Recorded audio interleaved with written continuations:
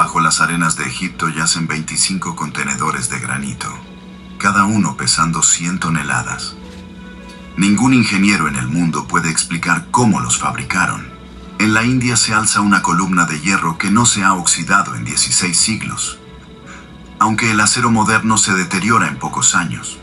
En Irak se encontró una batería, ensamblada 2000 años antes de que Volta presentara la suya. Estos objetos no encajan en los libros de texto, porque los libros de texto fueron escritos por personas que nunca los vieron. Hoy desvelaremos 7 hallazgos antiguos reales. Cada uno parece como si lo hubieran olvidado viajeros del futuro. Y empezaremos con el enigma más pesado, en el sentido más literal de la palabra. Los 7 objetos se pueden tocar con las manos. Cada uno se conserva en un museo real, y cada uno rompe la visión habitual del pasado. Egipto, Saqqara, el año 1850 de nuestra era. El arqueólogo francés Auguste Mariette divisó una esfinge de piedra asomando de la arena al noroeste de la pirámide de Djoser. Al desenterrar toda una avenida de estos esfinges, se dio cuenta de que conducían a la entrada de una estructura subterránea. Cuando su equipo logró abrirse paso al interior, tuvieron que usar dinamita, porque los pasajes estaban sellados herméticamente. Detrás de los muros de piedra se abrió un laberinto de largos túneles, excavados directamente en la roca caliza. En la galería más grande, a ambos lados del corredor, se encontraban 25 gigantescos cofres de granito negro y rosado. Cada cofre medía 4 metros de largo, 2 metros y medio de ancho, y 3 metros y un tercio de alto. La tapa pesaba 30 toneladas por sí sola, y la masa total del contenedor se acercaba a las 100 toneladas. Es el peso de un vagón de tren completamente cargado, escondido en un nicho subterráneo estrecho. Cuando Mariette abrió uno de los cofres con explosivos, dentro no encontró nada más que vacío y paredes lisas. La ciencia oficial llama a este lugar el Serapeum, y afirma que aquí se enterraban a los toros sagrados de Apis. El problema es que en ninguna de las cajas abiertas se encontraron restos de toros ni rastros de momificación. En cambio, descubrieron algo mucho más aterrador que las momias: una precisión inhumana en el trabajo de la piedra. El ingeniero Christopher Dunn, con 49 años de experiencia en manufactura de alta tecnología, midió las superficies interiores de 2 de estas cajas. Utilizó un calibrador industrial con una tolerancia de 2/10 milésimas de pulgada. Las paredes resultaron ser tan planas que solo se pueden lograr con máquinas de control numérico. Las esquinas están perfectamente a 90 grados, y el radio en las esquinas es de apenas 4 milímetros. Cuando Don se acercó a una empresa estadounidense pidiendo replicar una caja así a partir de un solo bloque de granito, la respuesta fue directa. Incluso con un presupuesto ilimitado, habría que ensamblarla a partir de 6 losas separadas. Y los antiguos artesanos tallaron cada contenedor de un solo monolito, extraído en Asuán, a 800 kilómetros de Saqqara. La roca de la mayoría de las cajas tiene una dureza de 6,5 en la escala de Mohs, y algunas están hechas de diorita, que es aún más dura. Los túneles son tan estrechos que apenas caben 2 personas. Cómo giraron bloques de 100 toneladas en las esquinas rectas de los corredores, y los bajaron a nichos con un espacio de 40 centímetros. La ciencia guarda silencio. Simplemente no hay espacio para colocar palancas o una cuadrilla de trabajadores, y los antiguos egipcios, oficialmente, no tenían hidráulica. Una caja inacabada todavía se alza en medio del túnel, como si los constructores la hubieran abandonado a mitad de camino y se hubieran ido para siempre. Los jeroglíficos toscamente rayados en las paredes exteriores contrastan marcadamente con el pulido espejo del interior. Es como si las inscripciones hubieran sido hechas por personas completamente diferentes, miles de años después de la creación de los propios contenedores. Si sientes que los canales habituales cuentan la historia de forma demasiado superficial, suscríbete. Aquí cavamos donde terminan los libros de texto. ¿Para qué crees que se necesita una precisión quirúrgica para el ataúd de un toro? Escribe tu opinión en los comentarios. Viajemos desde las galerías subterráneas de Egipto hasta el fondo del mar Mediterráneo. En el año 1901, unos buceadores griegos en busca de esponjas se vieron sorprendidos por una tormenta cerca de la isla de Anticitera. El capitán envió a un buzo al fondo para no perder tiempo, y este regresó a la superficie en pánico. Gritaba sobre cuerpos muertos a una profundidad de 60 metros. El capitán descendió él mismo y no encontró un cementerio, sino los restos de un antiguo barco romano que se hundió alrededor del año 85 a.C.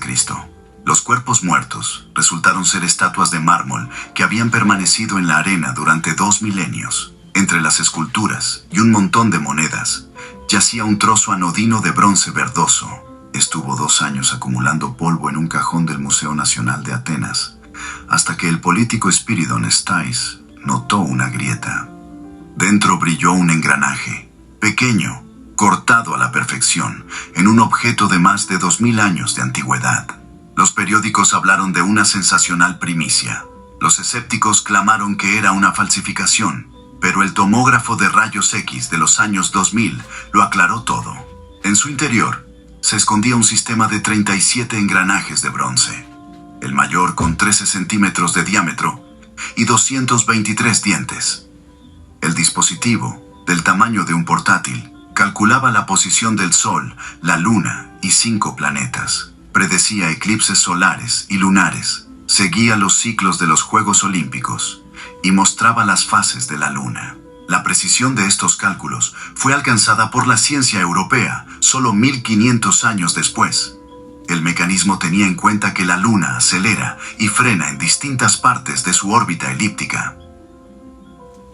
Para ello, en su interior, había 2 engranajes montados con un eje descentrado, básicamente un diferencial. El mismo componente que permite que las ruedas de tu coche giren a distinta velocidad en una curva. Los dientes de cada rueda están cortados con una precisión inalcanzable para una lima manual. Los dientes triangulares son idénticos, como si estuvieran estampados. Las inscripciones en el panel trasero, leídas recientemente gracias a la tomografía, resultaron ser una detallada instrucción de uso. Las agujas perdidas del panel frontal llevaban esferas de colores: rojo fuego para Marte, dorado para el Sol. Investigadores del University College de Londres calificaron el original como la obra de un genio que fusionó la astronomía babilónica y las matemáticas de la Academia de Platón. Quienquiera que haya ensamblado este dispositivo comprendía el cosmos a un nivel que el resto de la humanidad tardaría otros 20 siglos en alcanzar. El orador romano Cicerón, en el primer siglo a.C., describió un artefacto similar creado por Arquímedes en Siracusa. Esto significa que el mecanismo de Anticitera no fue el único. Perteneció a toda una tradición de la cual solo nos ha llegado un ejemplar. Los griegos empaquetaron el cielo en una caja de bronce, mientras que los herreros indios, aproximadamente en la misma época, domesticaron el hierro. En el patio de la mezquita Quwwatul Islam, en Delhi, se alza una columna de 7 metros 20 centímetros de altura y con un peso de más de 6 toneladas. Una inscripción en sánscrito la vincula al rey Chandragupta II de la dinastía Gupta, del IV siglo de nuestra era. Durante 16 siglos, la columna ha permanecido a la intemperie, soportando lluvias monzónicas y un sol abrasador, y apenas muestra óxido. El hierro común en el clima de Delhi se oxida en pocos años, mientras que la Torre Eiffel necesita ser repintada cada 7 años. En el siglo XVIII, un cañonazo impactó contra la columna, pero esta resistió, dejando solo una abolladura a una altura de 4 metros. Se ha intentado desentrañar el misterio desde el año 1912, cuando los químicos británicos tomaron las primeras muestras.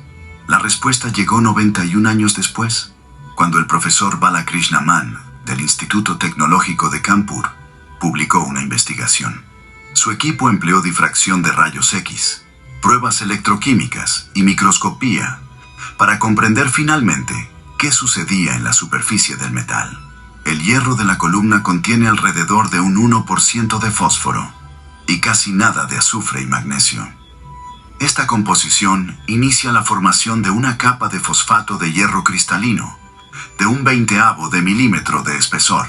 Esta capa actúa como un escudo invisible que se repara solo con cada ciclo de secado y humedecimiento. Básicamente, los antiguos herreros crearon un análogo natural del acero inoxidable 15 siglos antes de que se inventara el acero inoxidable.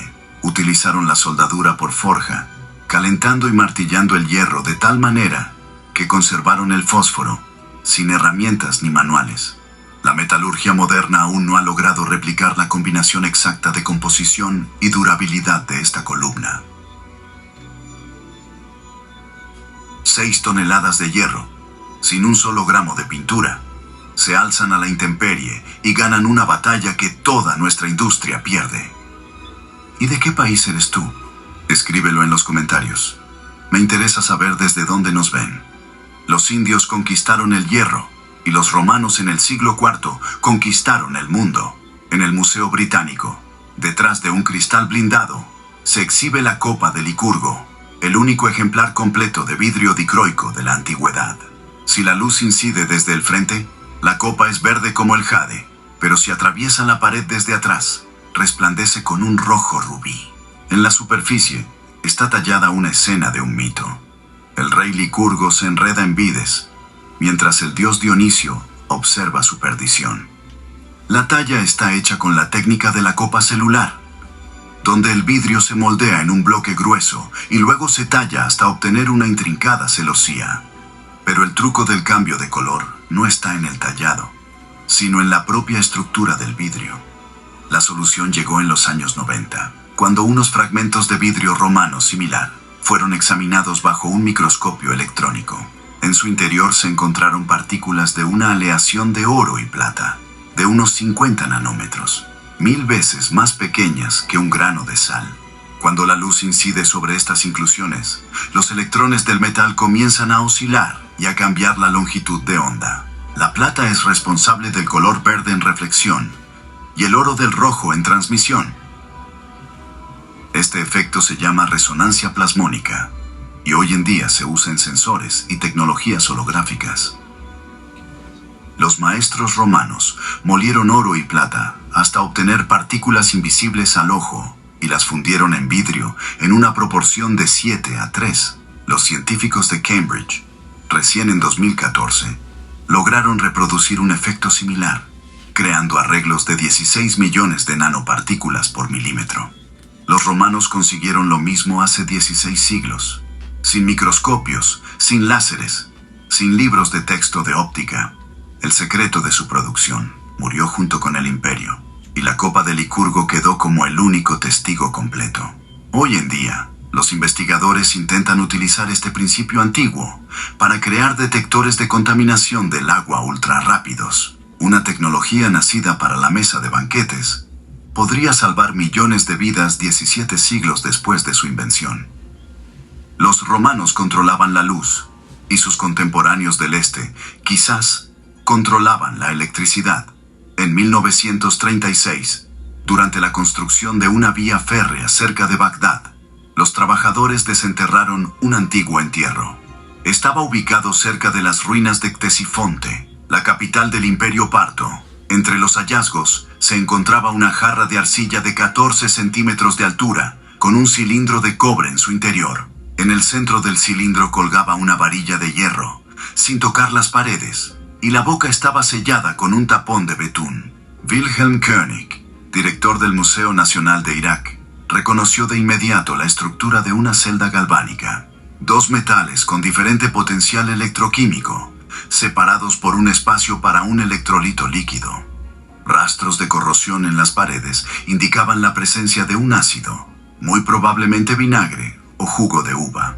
El científico estadounidense Willard Gray construyó una copia exacta y la llenó con jugo de uva, y el dispositivo realmente generó corriente eléctrica. Un dispositivo así es capaz de producir alrededor de 1 voltio, y varios jarrones conectados habrían proporcionado corriente para dorar adornos. Vasijas similares se encontraron en la vecina Seleucia, y junto a ellas yacían agujas de bronce y hierro. El médico romano Scribonius Largus, en el primer siglo, describió el tratamiento de la gota con una raya eléctrica aplicada a los pies del paciente. La idea de usar la electricidad en medicina era conocida en el mundo antiguo, mucho antes de que la ciencia le diera un nombre. La batería de Bagdad se adelanta al invento oficial de Volta por al menos 16 siglos. En el año 2003, fue robada del museo durante la invasión de Irak y su paradero es desconocido. Hemos perdido, quizás, el artefacto eléctrico más antiguo de la historia, y ni siquiera podemos realizar un análisis moderno. Volvamos a Egipto, pero esta vez a un objeto que cabe en una mesa de comedor y parece una pieza de un taller mecánico. En ese mismo año, 1936, el arqueólogo Walter Emery excavó la tumba del funcionario Sabu en la necrópolis de Saqqara. Junto al esqueleto yacía un disco de piedra partido de 61 centímetros de diámetro. Está tallado en metasilvita, una roca frágil que se desmorona ante el más mínimo golpe descuidado. 3 aspas curvas convergen hacia un cubo central, y desde arriba, el disco es indistinguible de la turbina de una bomba industrial. La tumba tiene alrededor de 5.000 años, de la primera dinastía, cuando las herramientas se hacían de piedra y cobre blando. Cómo se tallaron finas aspas de una roca que se desmorona al tacto más leve, sin una sola mella. Nadie puede explicarlo. Un entusiasta imprimió una copia en una impresora tridimensional y la colocó en una carcasa con un eje. Al girar, la copia comenzó a bombear agua con fuerza, funcionando como un impulsor centrífugo clásico. Sin la carcasa, el disco giratorio creaba un vórtice de agua estable con tanta fuerza que la coincidencia de la forma es imposible. Ingenieros de Airbus también imprimieron copias y confirmaron las propiedades aerodinámicas, aunque el disco no puede servir como hélice. El egiptólogo Cyril Aldred señaló que la forma del disco sugería una copia de un original metálico, mucho más antiguo. Si el disco de Sabu es realmente un modelo de un mecanismo perdido, ante nosotros hay un vestigio de ingenio humano desaparecido antes del inicio de la historia registrada. Hace 5.000 años, alguien en el Valle del Nilo sabía cómo bombear agua mediante fuerza centrífuga. Y luego ese conocimiento se disolvió en la arena, junto con el nombre de quien lo inventó. El último hallazgo no se esconde bajo tierra, sino que se alza frente a miles de turistas cada día, cerca de Xi'an, en China. En el año 1974, unos campesinos que cavaban un pozo tropezaron con fragmentos de una figura de arcilla. Así comenzó el descubrimiento del ejército de terracota, más de 8.000 guerreros de tamaño real, hechos de arcilla cocida. Cada figura tiene el tamaño de una persona, y ninguna cara se repite, aunque para las cabezas se usaron solo 8 formas básicas. Custodiaban la tumba del primer emperador de la China unificada, Qin Shi Huangdi, cuya construcción movilizó a 700.000 obreros. Se ha excavado menos del 1% del complejo hasta ahora, pero la sensación no fueron las estatuas, sino sus armas. De las fosas se extrajeron más de 40.000 puntas de flecha de bronce, espadas de hasta 95 centímetros de largo, lanzas y mecanismos de ballesta. Después de 2.200 años bajo tierra, las hojas brillaban como si hubieran sido forjadas ayer, y los filos permanecían afilados. Durante 40 años, los científicos creyeron que el secreto residía en un recubrimiento de cromo, ya que se encontraron rastros de cromo en el bronce. La cromación solo se patentó en Europa en el siglo XX, y el hallazgo parecía increíble. Una investigación conjunta del University College de Londres y el Museo del Ejército de Terracota en el año 2019 revolucionó la teoría. El cromo en las espadas resultó ser una contaminación del barniz que cubría las empuñaduras de madera y los astiles de bambú. No tuvo nada que ver con la conservación del bronce en sí. El verdadero secreto radicaba en la aleación de bronce con alto contenido de estaño y en las propiedades del suelo local. El loess alcalino de Xi'an, con sus partículas finas y bajo contenido orgánico, creó el entorno perfecto para la conservación del metal. Réplicas de bronce enterradas en el suelo local, tras 4 meses de pruebas extremas, permanecieron intactas. Las mismas muestras, en tierra británica durante el mismo periodo, se cubrieron de una densa corrosión. Los artesanos de la dinastía Qin, hace 22 siglos, eligieron una aleación y un entorno que funcionaron como un conservante ideal. No conocían las palabras electroquímica o corrosión alcalina, pero el resultado de su trabajo sobrevivió a todos los imperios que vinieron después. 40.000 hojas yacían en la oscuridad, esperando su momento, como una orden que nadie había cancelado. ¿Qué de lo que escucharon hoy te sorprendió más? Escríbelo en los comentarios.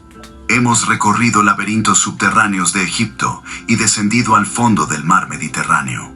Nos detuvimos junto a un pilar de hierro en Delhi y miramos dentro de una copa romana donde bailan nanopartículas. Sostuvimos en nuestras manos una pila que tiene 2 milenios y giramos una turbina de piedra con 5.000 años de antigüedad.